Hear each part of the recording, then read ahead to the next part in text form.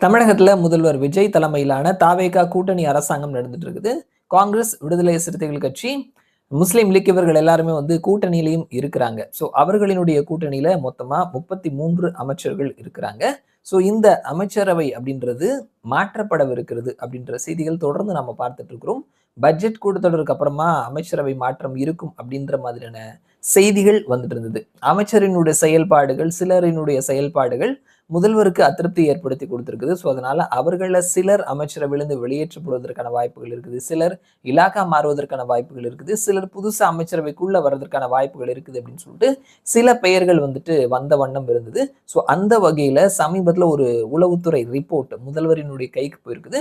இருக்கக்கூடிய 33 அமைச்சர்கள்ல 9 பேர் மட்டும்தான் தேறுவாங்க.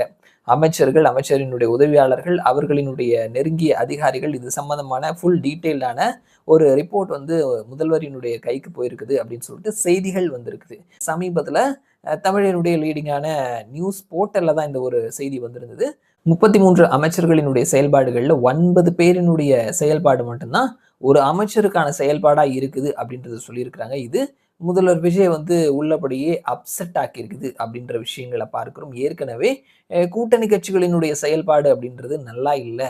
அவர்கள் நம்ம கிட்ட ஒரு பேச்சு பேசுறாங்க, வெளில போயிட்டு நமக்கு அப்போஸ்டாவே சில விஷயங்களை செய்யறாங்க அப்படின்றது அதுவும் விஜய்க்கு ஒரு அதிருப்தி ஏற்படுத்தி கொடுத்திருந்தது. ஸோ இந்த ஒரு விஷயமும் கூட அதிருப்தி ஏற்படுத்தி கொடுத்திருக்குது.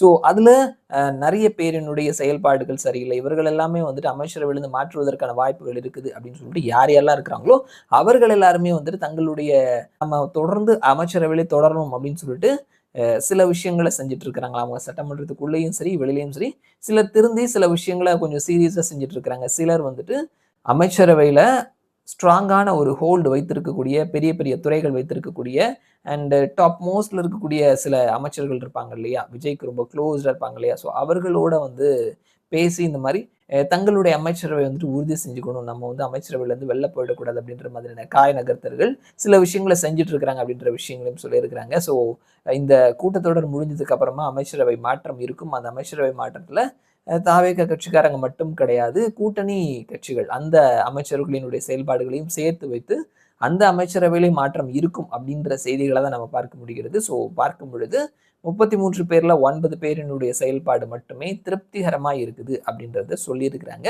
மற்றவர்களினுடைய செயல்பாடு மேல முதல்வரும் தலைமையும் அதிருப்தியில இருக்கிறாங்கன்றதை பார்க்கிறோம். ஸோ பார்க்கலாம் இந்த சட்டமன்ற கூட்டத்தொடர் நடந்து முடிஞ்சதுக்கு அப்புறமா என்னென்ன ஆக்ஷன்ஸ் எடுக்க போறாங்க அப்படின்னு சொல்லிட்டு. மறுபடியும் நான் உங்களை இன்னொரு வீடியோல சந்திக்கிறேன். அது வரைக்கும் நன்றி.